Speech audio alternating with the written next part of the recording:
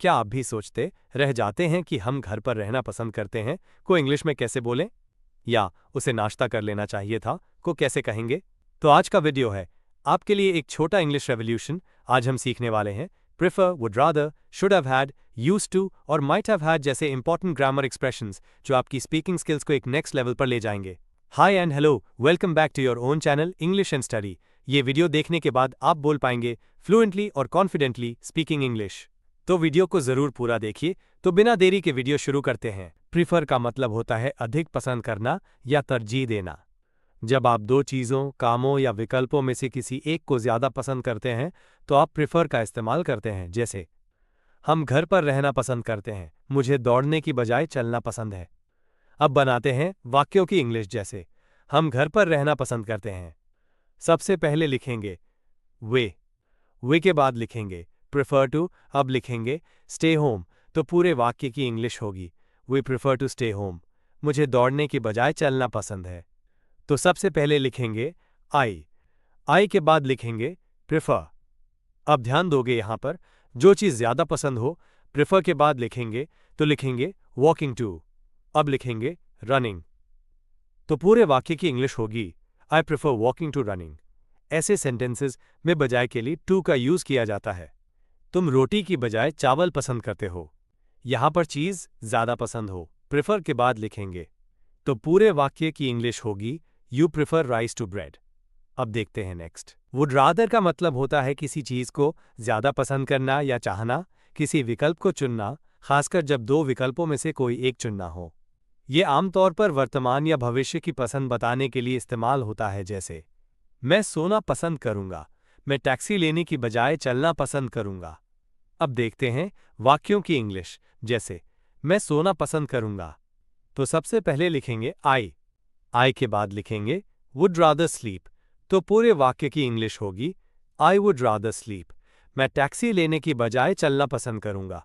सबसे पहले लिखेंगे आई के बाद लिखेंगे वुड रादर, इसके बाद लिखेंगे जो चीज करना पसंद हो, मतलब वॉक।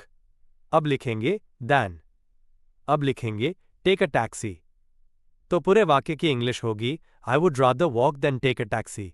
इस सेंटेंस में बजाय के लिए दैन को यूज किया है। वो चाय पीना पसंद करेगा, तो इसकी इंग्लिश होगी he would rather drink tea.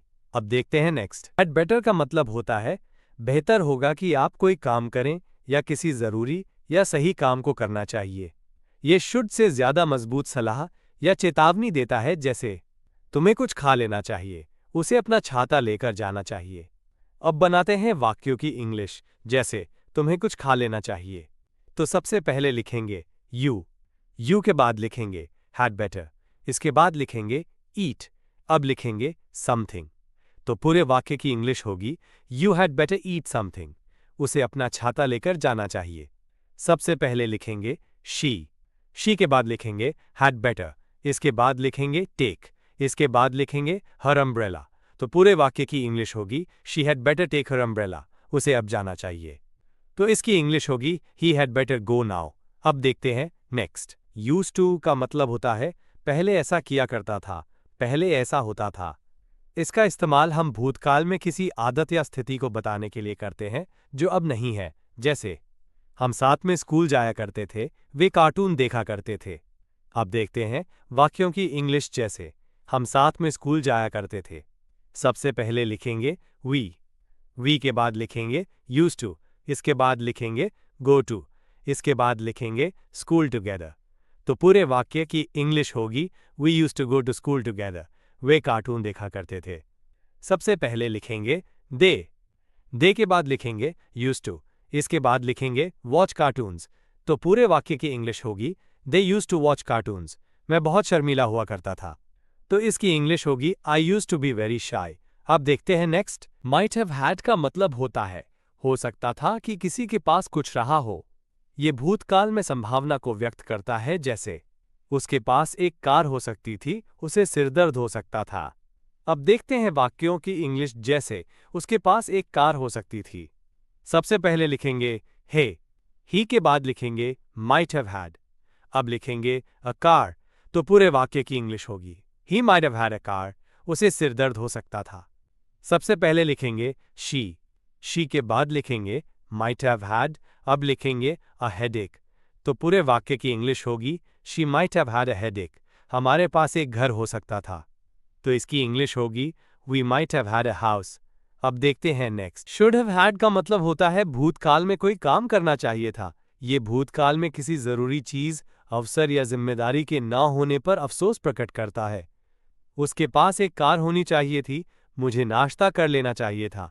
अब बनाते हैं वाक्यों की इंग्लिश जैसे उसके पास एक कार होनी चाहिए थी। सबसे पहले लिखेंगे he के बाद लिखेंगे should have had, अब लिखेंगे a car। तो पूरे वाक्य की इंग्लिश होगी he should have had a car, मुझे नाश्ता कर लेना चाहिए था।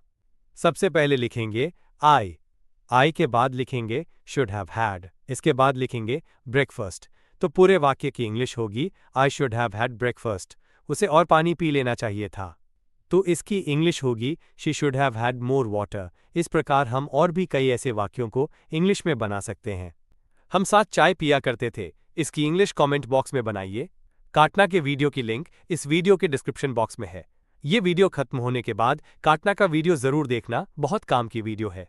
अब ये क्लास यहीं समाप्त होती है। यदि इस क्लास में आपको कोई कंफ्यूजन हो या मन में कोई क्वेश्चन हो तो कमेंट बॉक्स में कमेंट करें। Please like, subscribe and share.